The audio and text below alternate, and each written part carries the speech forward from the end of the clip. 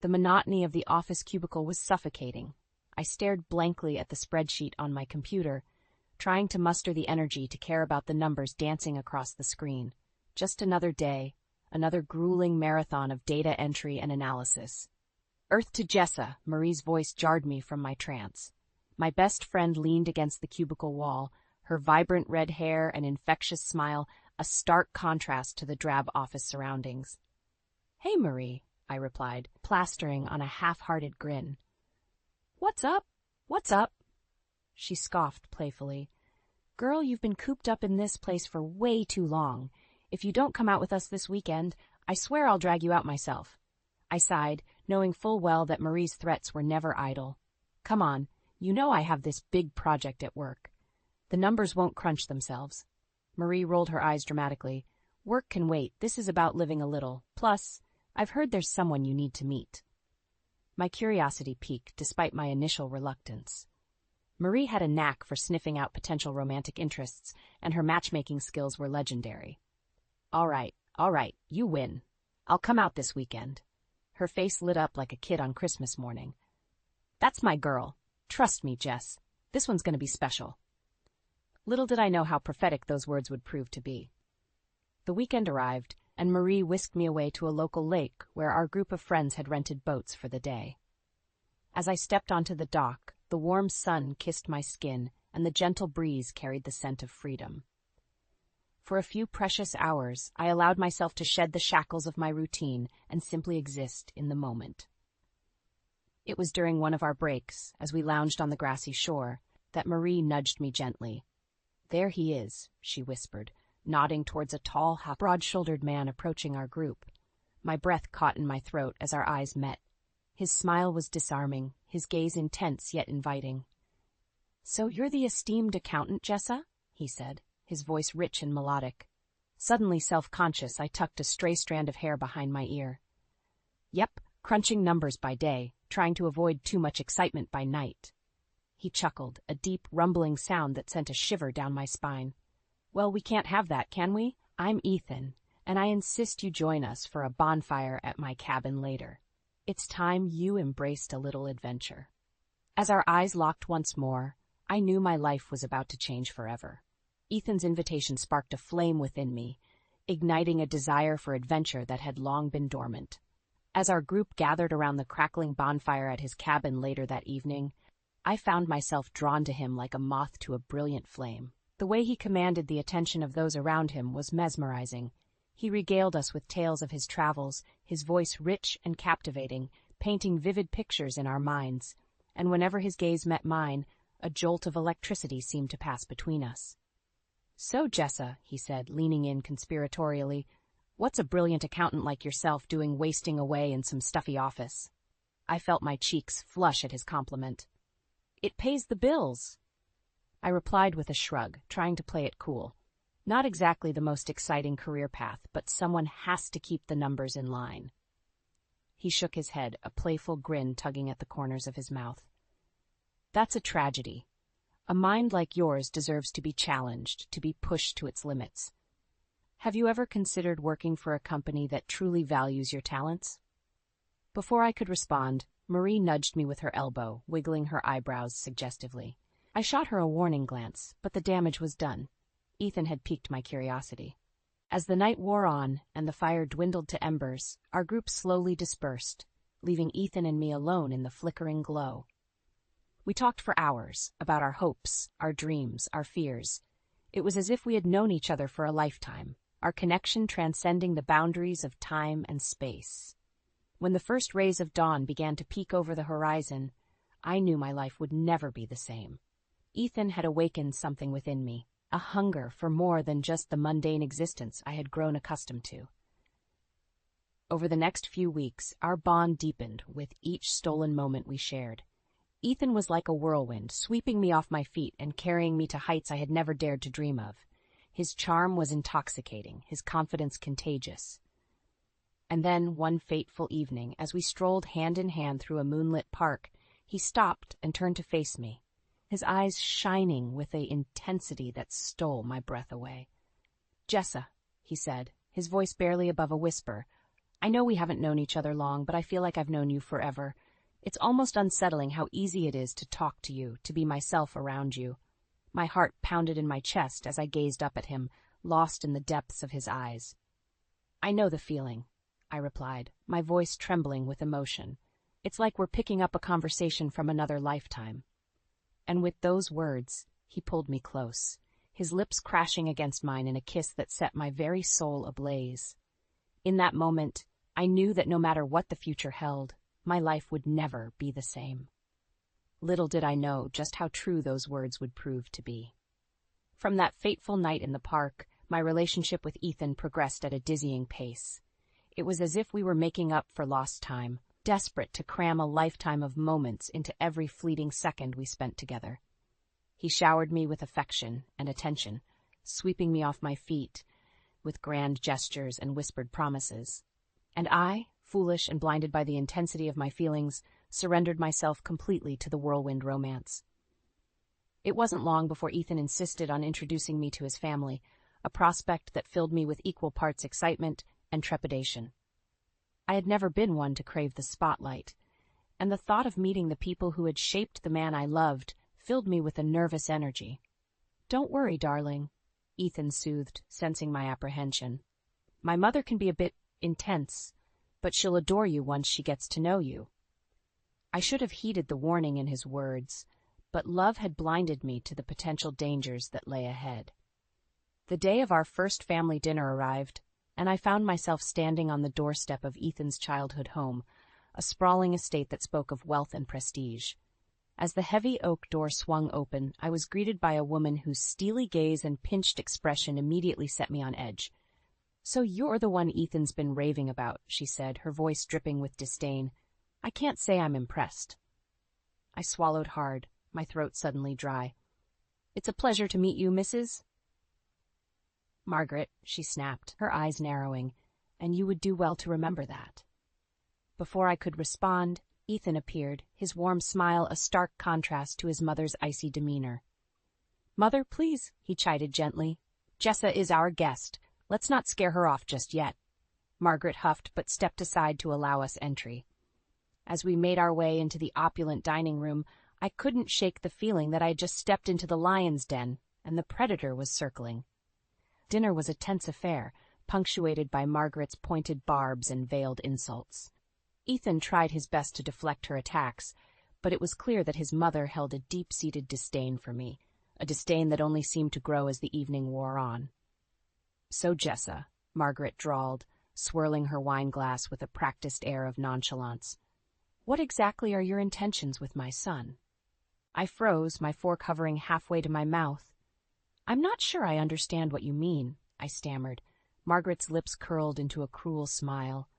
"Oh, I think you understand perfectly well. A girl from your background snaring the heir to the family fortune? Forgive me if I'm a little skeptical of your motives." The words stung like a physical blow, and I felt the heat of humiliation rising in my cheeks. Before I could formulate a response, Ethan intervened. "That's enough, Mother," he said, his voice low and dangerous. "Jessa is the woman I love, and you will treat her with respect. If you can't do that, then we're leaving." Margaret's eyes flashed with fury, but she said nothing more.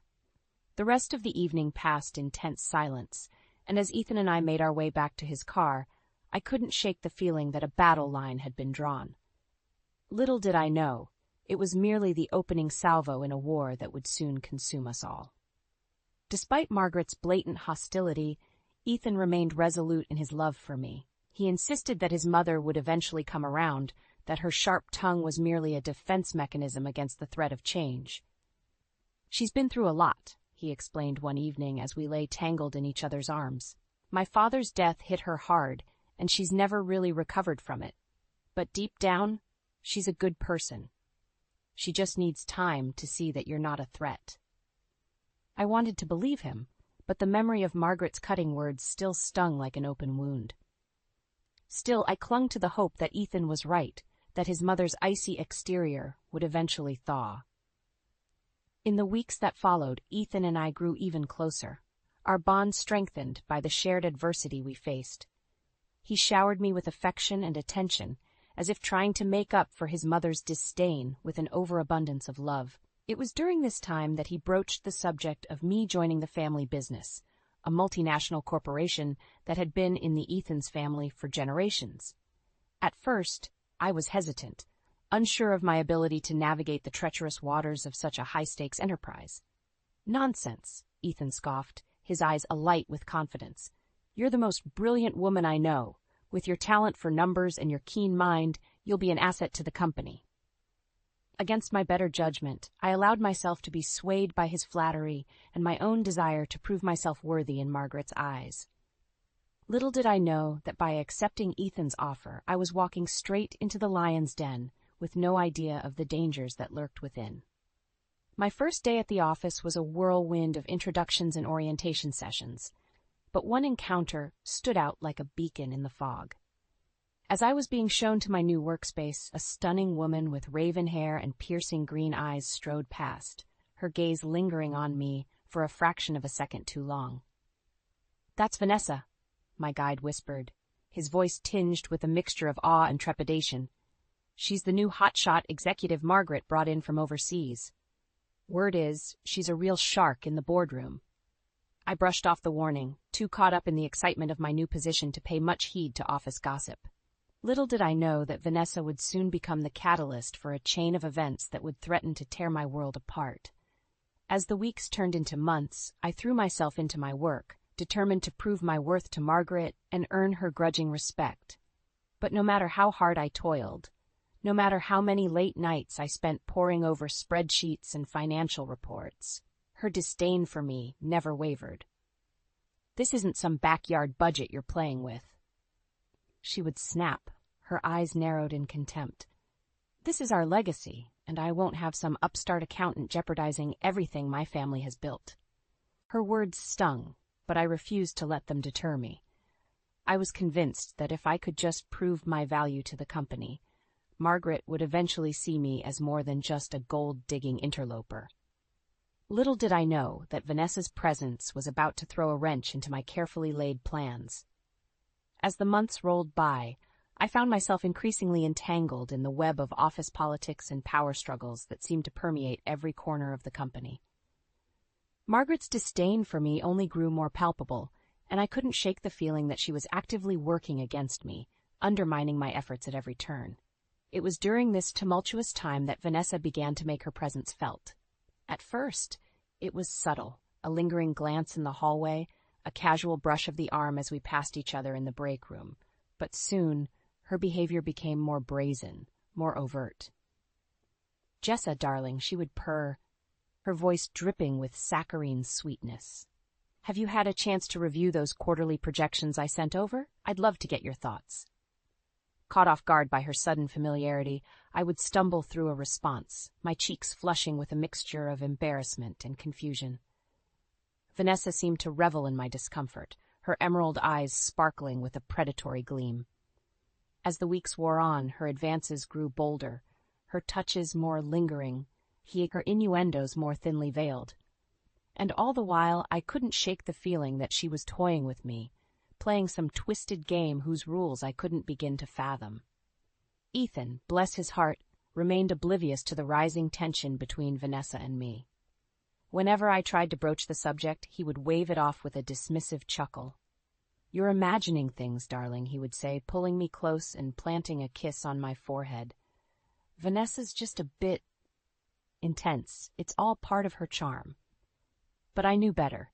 There was nothing charming about the way Vanessa's gaze would linger on Ethan whenever we were together, her eyes raking over his form with barely disguised hunger. It was a look I had seen before, a look that spoke of desire and ambition, a dangerous combination. Still, I tried to push my misgivings aside, convincing myself that I was simply being paranoid. Ethan loved me, and that was all that mattered.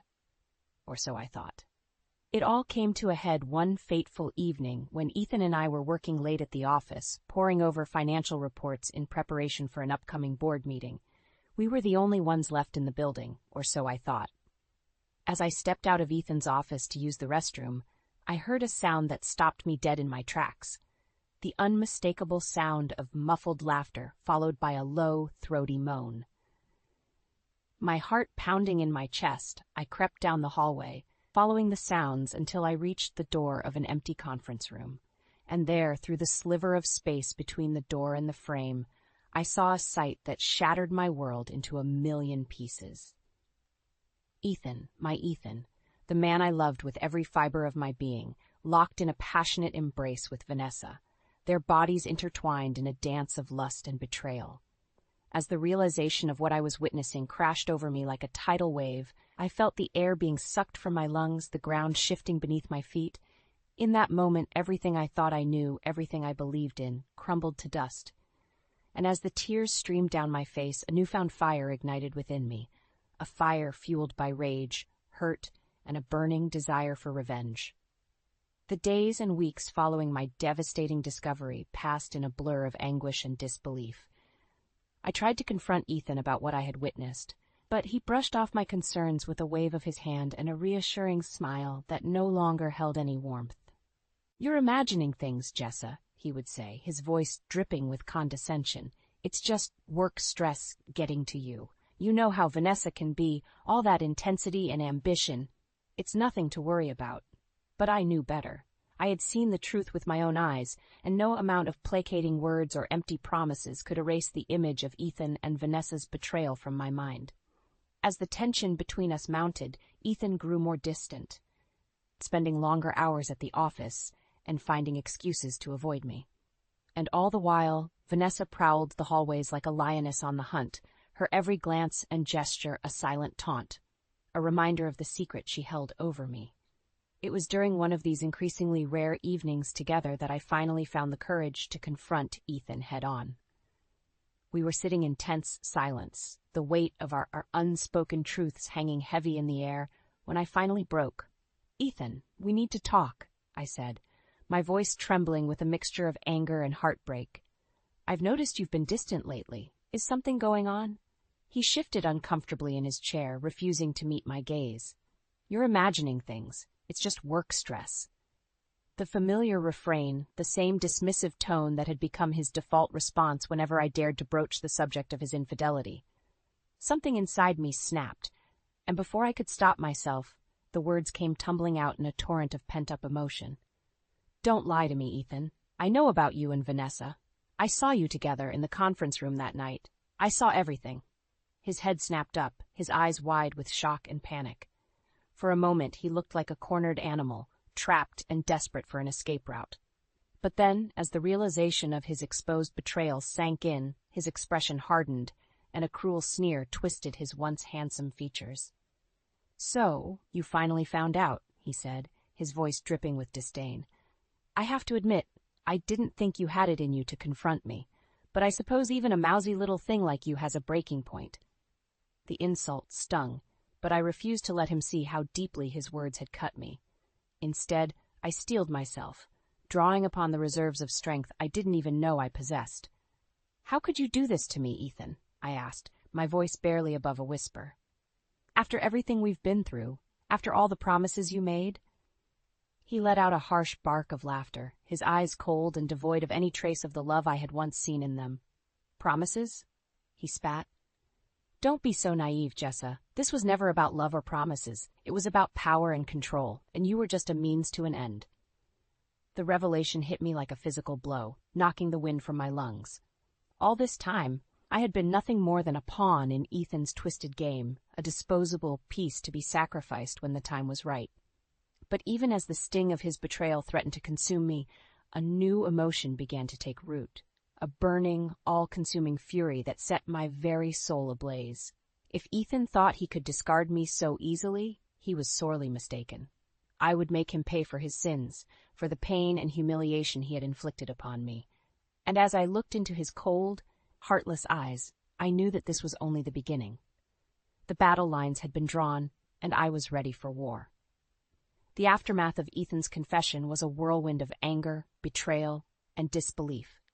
As the harsh reality of his deceit sank in, I found myself consumed by a burning desire for vengeance, a desire that threatened to overshadow every other aspect of my life. Ethan, for his part, seemed utterly unfazed by the emotional maelstrom he had unleashed.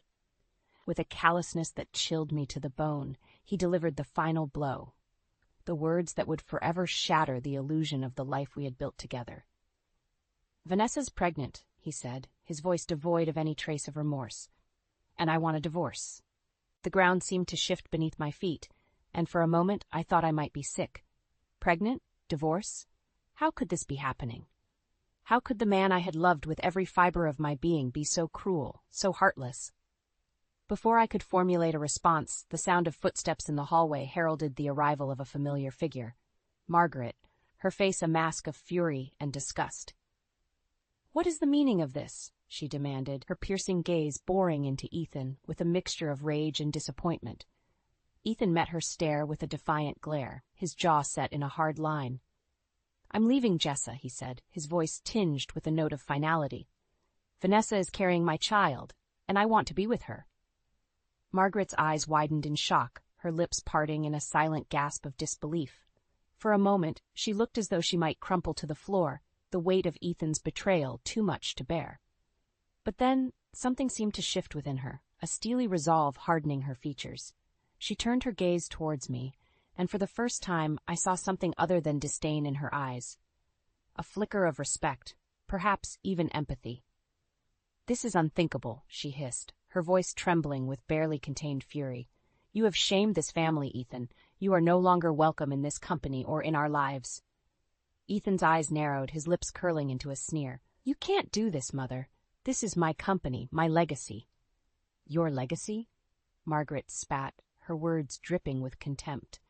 "You have squandered your legacy, boy. You have thrown it all away for a fleeting dalliance with that woman." Her gaze flickered towards me, and for a brief moment I saw something akin to regret in her eyes.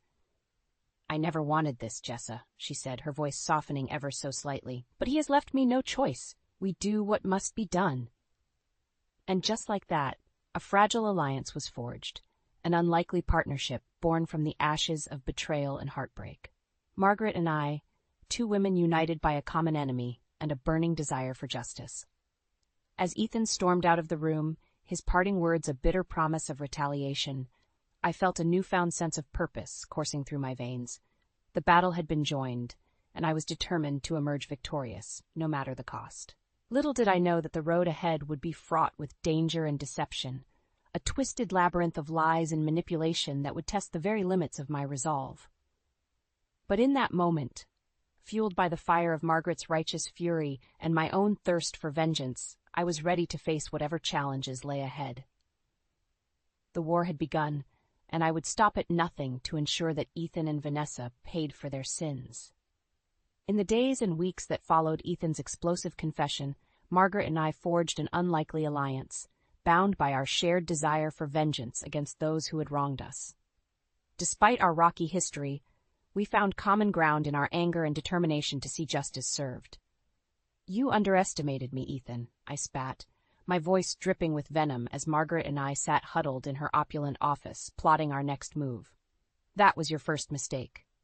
Margaret's lips curved into a grim smile, her eyes glinting with a predatory gleam. "And mine," she admitted, her voice tinged with regret. "I never wanted this, Jessa. But he left me no choice. We do what must be done." And so we hatched our plan, a meticulously choreographed dance of deception and manipulation designed to dismantle Ethan's world piece by piece. First, we would strike at the heart of his newfound happiness, Vanessa. With Margaret's resources and my insider knowledge of the company's inner workings, we began to unravel the tangled web of lies and deceit that Vanessa had spun. Slowly but surely, we exposed her true nature. A calculating, manipulative viper who had sunk her fangs into Ethan, poisoning his mind and heart with her toxic ambition. One by one, we revealed her misdeeds to the board, her illicit affairs and underhanded dealings laid bare for all to see. And as the truth came to light, the whispers and sidelong glances began, until Vanessa found herself ostracized and reviled by those she had once sought to impress. "Please, Jessa," she begged, cornering me in the hallway one day, her once flawless facade crumbling under the weight of her exposed duplicity. "You have to help me. I'm carrying Ethan's child." I met her pleading gaze with a cold, impassive stare, reveling in the sweet taste of her desperation. "You brought this on yourself, Vanessa," I said, my voice devoid of any trace of sympathy. "You made your bed, now lie in it." With Vanessa's downfall, the the first domino had fallen, and Ethan's world began to unravel at the seams. Stripped of his position and his power, he found himself adrift, a once mighty titan reduced to a mere shadow of his former self. And through it all, Margaret stood by my side, her steely resolve never wavering, even as the weight of her own guilt threatened to consume her. "I never wanted this for him," she confessed one evening, her voice barely above a whisper as we sipped glasses of expensive scotch in the dimly lit confines of her study. "He was my son, my flesh and blood, but he left me no choice." I reached across the table, placing my hand atop hers in a rare moment of shared vulnerability. "He made his choices. Margaret," I said, my voice gentle but firm, "now he has to live with the consequences." As the dust settled and the smoke cleared, Margaret extended an unexpected olive branch, an offer to take the reins of the company, to lead it into a new era of prosperity and redemption. "You've proven your worth, Jessa," she said, her eyes shining with a newfound respect. "You might as well make it official." And as I looked into her eyes, I saw not just the hard-won victory of our shared vendetta, but the promise of a new beginning. A chance to rise from the ashes of betrayal and forge a path of my own making. With a steadying breath, I accepted her offer, knowing that the road ahead would be paved with challenges and obstacles, but for the first time in what felt like an eternity, I felt a glimmer of hope, a belief that, perhaps, the darkest chapters of my life were finally behind me. Little did I know that the true test of my resilience was yet to come.